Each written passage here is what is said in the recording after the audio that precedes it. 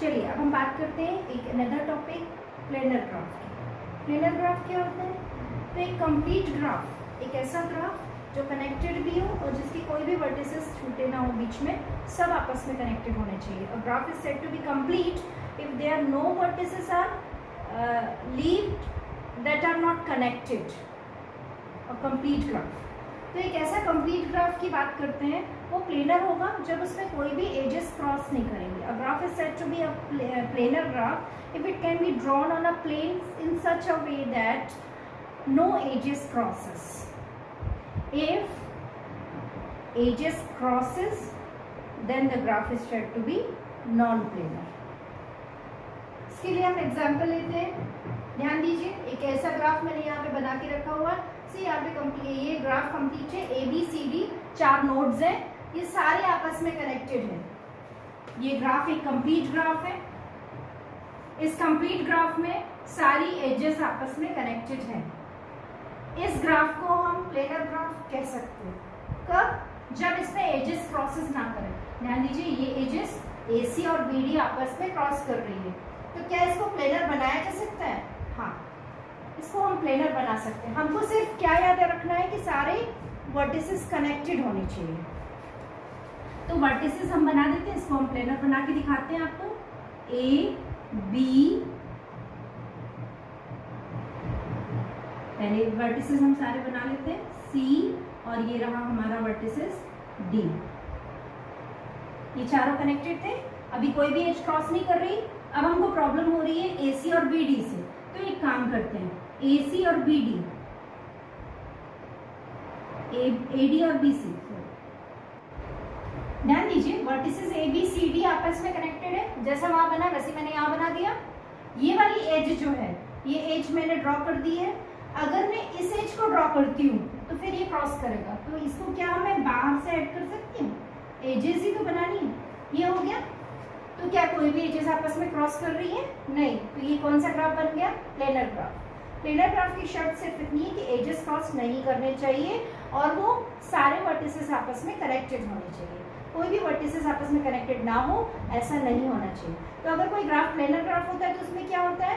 तो वो एक सिंपल प्लेन को कई रीजन्स में डिवाइड कर देता है।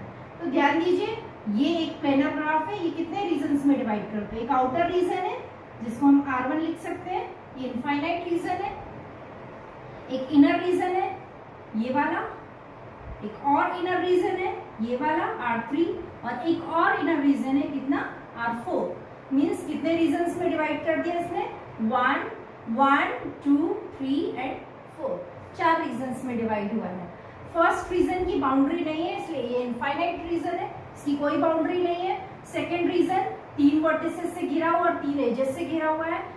थर्ड रीजन, ये भी 3 वर्टिसेस और 3 एजेस से घिरा हुआ है, और ये भी 3 वर्टिसेस और 3 एजेस से घिरा हुआ, ये नेक्स्ट रीजन है। वैसे ही ध्यान दीजिए, ये मैंने एक क्यूब बना रखा है, आपको क्यूब अच्छी तरह से पता है।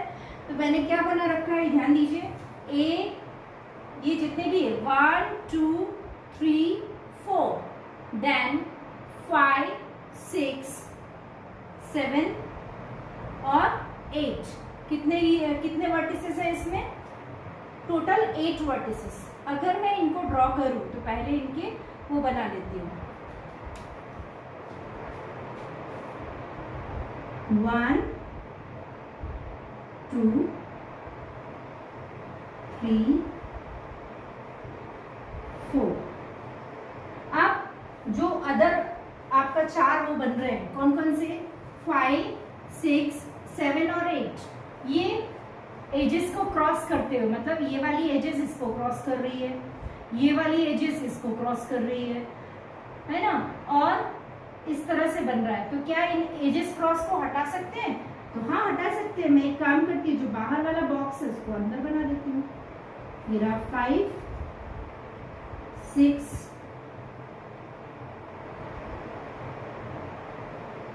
7 और फिर क्या? 8 सॉरी। और क्या इनको ऐड कर, तो ज्वाइंट ही तो है, ये इससे ज्वाइंट था, ये ऐसे खींच दीजिए, ये ऐसे खींच दीजिए, और ये मतलब आपकी देखिए सेम एजेस आ रही है, और क्या इसमें कोई भी एजेस एक दूसरे को क्रॉस कर रही है? तो नहीं। तो this is also a planar graph. Regions कितने हो रहे हैं इसमें? तो 1 2 3 4 5 देन टोटल 1 6। टोटल कितने रीजन्स हो रहे हैं?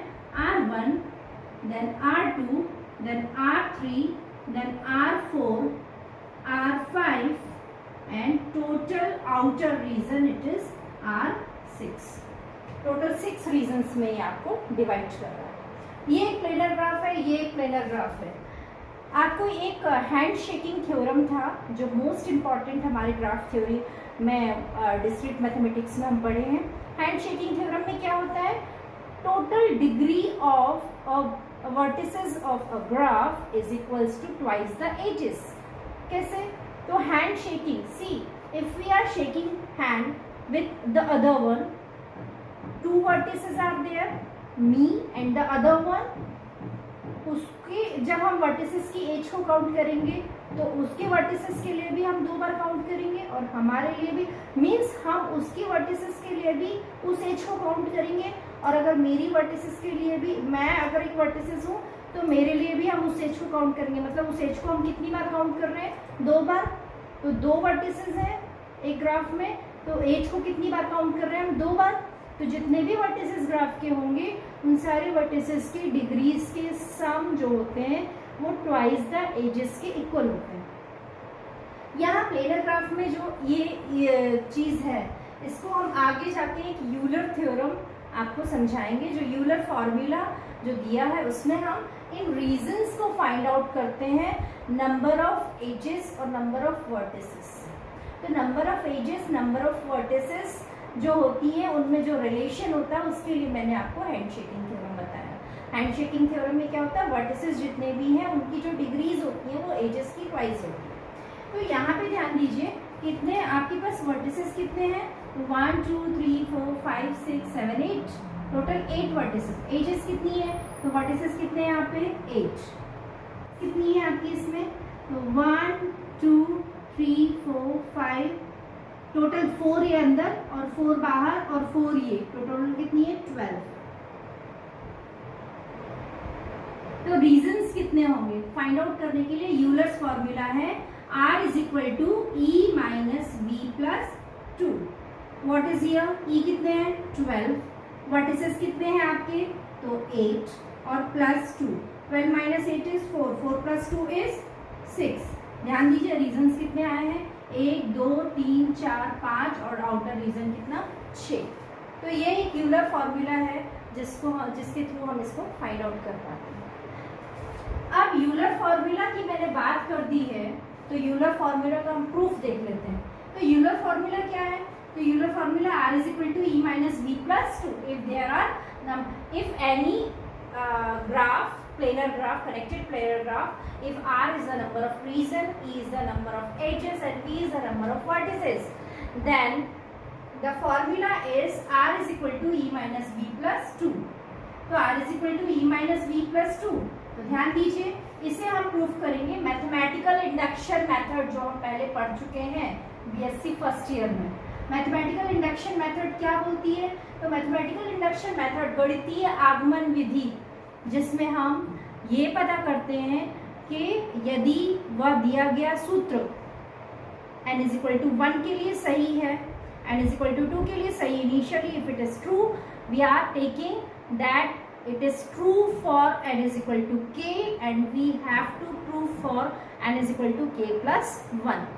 तो हम ये मान के चलते हैं कि इसको हम n is equal to k के लिए सही है और सिद्ध करते हैं कि n is equal to k plus 1 के लिए भी सही है, तो वो यूनिवर्सली ट्रू हो जाता है। इस फॉर्मूले को हम n is equal to 1 के लिए कैसे सिद्ध करेंगे? तो मैंने यहाँ लिखा है n is equal to 1 के लिए एक एज बनाई मैंने, तो 1 के लिए एज बनेगी तो ऑब्वियसली कितने वर्टिसेस चाहिए? 2।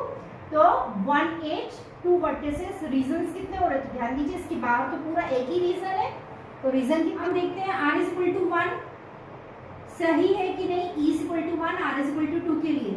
तो यहाँ मैंने सिद्ध करने की कोशिश की है R is equal to adjust, यहाँ पे फॉर्मूला क्या है? E माइनस V प्लस 2, तो 1 माइनस 2 प्लस 2 इट इज 1। तो कितना है region? 1 means R is equal to 1 के लिए इट इज ट्रू। हमको इसको लेके चलना है कि R is equal to K के लिए सच है, तो R is equal, let it is true for R is equal to K, what it is, r is equal to R K, E is equal to E K, b is equal to V K. तो formula क्या होगा, are के is equal to E के minus V के plus 2। इसे हम दो cases में, इसके बाद हम इसको लेके चलेंगे और सिद्ध क्या करेंगे कि ये k+1 के लिए भी सच है। तो इसको दो केसेस में सिद्ध कर सकते हैं। k+1 के लिए जो एजेस हम एक्स्ट्रा ऐड कर रहे हैं वो इंटरनली भी ग्राफ के अंदर भी हो सकती है और ग्राफ के बाहर भी हो सकती है। चलिए केस 1, यदि वो एज इंटरनली ऐड हो, ध्यान दीजिए एक उससे बताती हूं मैं। मान लो कि ये हमारा ग्राफ है, ये वर्टिसेस आपका 1, सॉरी ये आपका 1 ए हो गया, ये आप ले लीजिए बी, ये ले लीजिए सी और ये ले लीजिए आप डी। अगर मैं उस एक न्यू एज को जो ऐड कर रही हूं, आपका फॉर्मूला क्या था, आपको क्या सिद्ध करना है, are K plus 1 is equal to E K plus 1 minus V के प्लस 1 प्लस 2, ये आपको सिद्ध करना है। इसको सिद्ध करने के लिए आपके पास फॉर्मूला जो अपन ने प्रूव किया है या लेके चले हैं अपन, वो फॉर्मूला क्या है आपका, आर के इज इक्वल टू ई के माइनस वी के प्लस 2। एक new edge, let we add a new edge A K B के, एक न्यू एज हम ऐड कर रहे हैं ए के बी के इन ग्राफ जी। ग्राफ जी में एक न्यू एज ऐड कर रहे हैं वो ए के बी के, उस एज को ऐड कर दीजिए। मान लो मैंने ये इसको मान लिया, ए को मान लिया ए के और ये सी को मान लिया मैंने डी के। तो एक ये न्यू एज, इसको हम मान रहे हैं ना, ए को क्या मान ले रहे हैं ए के और सी को क्या मान ले रहे हैं बी के। ये एक सिंबॉलिक है, इसे हम ऐड करें तो ये एक न्यू एज ऐड हो गई। अब रीजंस कितने हो गए, तो 1 2 3, पहले रीजंस कितने थे, total this is 1 and outer region is 2। तो रीजन में एक ऐड हुआ, तो जो आपका रीजन आर के था, सो आर के प्लस 1 क्या बन गया, आर के प्लस 1, एक रीजन एक्स्ट्रा हो गया। वर्टिसेस बदले क्या, नहीं, तो we K as it is, we के प्लस 1 इज इक्वल टू कितना हो जाएगा, वी के प्लस 1 इज इक्वल टू कितना हो जाएगा, वी के प्लस 1 तो एज इट इज ही रहा, तो वी के प्लस 1 हो चाहे वी के हो वो सेम ही है। और क्या हो गया, तो जो ई के प्लस 1 था वो क्या बन गया, तो देखिए आपको एजेस ऐड हुई ना, एक एजेस ऐड हुई है, तो वो क्या हो जाएगी ई के प्लस 1। चलिए अब ध्यान दीजिए कि are K plus 1 is equal to E K plus 1 minus V के प्लस 1 प्लस 2, ये इसको सिद्ध करना है आपने को।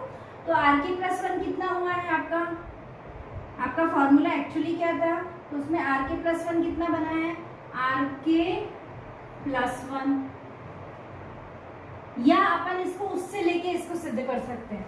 जैसे R K plus 1 is equal to R K plus 1, मतलब आर के इज इक्वल टू कितना होना चाहिए था, आर के प्लस 1 माइनस 1। वैसे वी के प्लस 1 तो एज इट इज वी के बराबर ही है, कोई दिक्कत नहीं।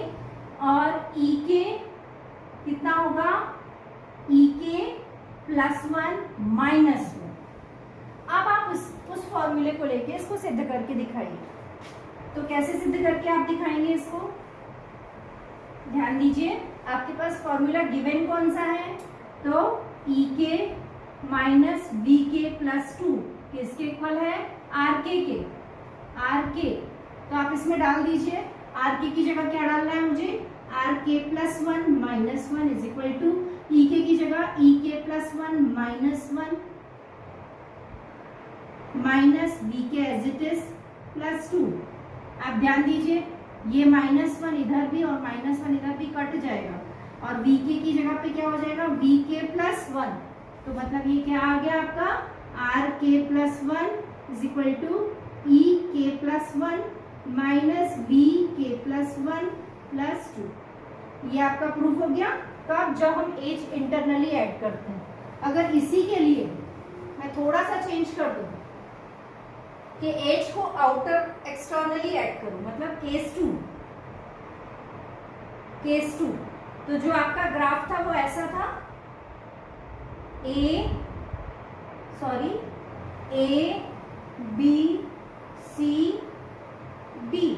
मान लो कि उस एज को मैं बी से ऐसे कर दे रही हूँ, मतलब एक और वर्टिसेस मैंने बना दिया, वो क्या बन गया आपका ई, ऐड कर दी। मान लो कि वो जो ए के बी के थी वो सिंबॉलिक थी, तो वो एज कौन सी हो गई, बीई।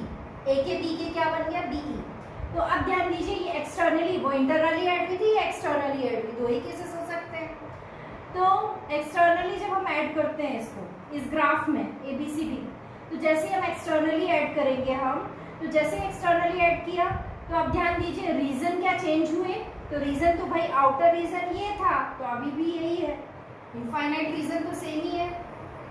क्या चेंज हुआ है, वर्टिसेस एक बढ़ गया क्या, यस, और एक एजेस बढ़ गई है, मतलब आर के प्लस 1, रीजन तो सेम है are K, E K plus 1 is equal to E K plus 1, H तो एक ऐड हुई है, तो इसको हम क्या लिख सकते हैं, ई के को क्या लिख सकते हैं, ई के is equal to E K plus 1 minus 1।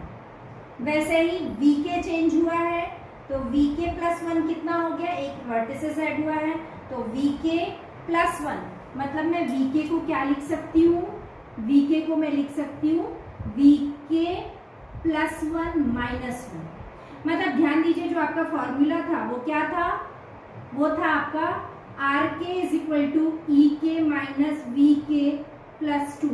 इसमें आप डालिए आर के की जगह पे are K plus 1, reason same है, is equal to E K की जगह पे क्या हो जाएगा, ई K plus 1 minus 1 minus V के की जगह पे क्या हो जाएगा, वी के प्लस 1 माइनस 1 प्लस 2।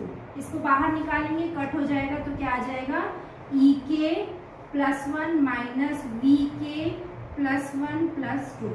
यही आपका फॉर्मूला था, are K plus 1 is equal to E K plus 1 minus V के plus 1 plus 2। This is proof.